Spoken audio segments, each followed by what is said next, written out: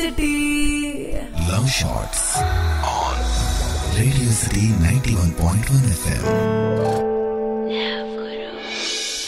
అతని ప్రియురాలు పెద్ద ధనవంతురాలు. ఓసారి విందుకి అతన్ని తన ఇంటికి పిలిచినప్పుడు మాసిన బట్టలతో, చింపిరి గడ్డం, జుట్టుతో ఆ పెద్ద బంగ్లాలోకి వెళ్ళాడు. బట్టలు విడిచి టవల్ కట్టుకుని తానే ఆ బట్టలను ఉతికి ఆరబెట్టి తిరిగి వేసుకున్నాడు. ధనవంతులైన ఆ అమ్మాయి తల్లిదండ్రులు అతని పేదరికాన్ని చూసి చేదరించుకున్నారు, అసహ్యించుకున్నారు. పైగా తమ కూతురిని చీవాట్లు పెట్టారు.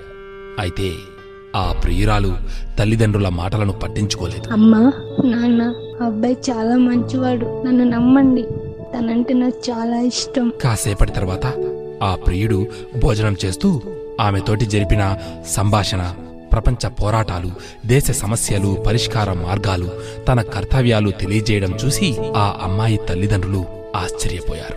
మాకంటే మా కూతురు ఉన్నతంగా ఆలోచించింది.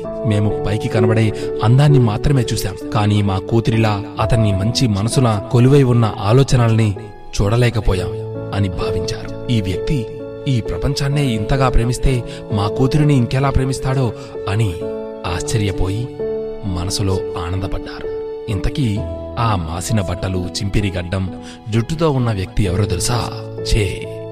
Che Guevara. Radio City Podcast. Radio City.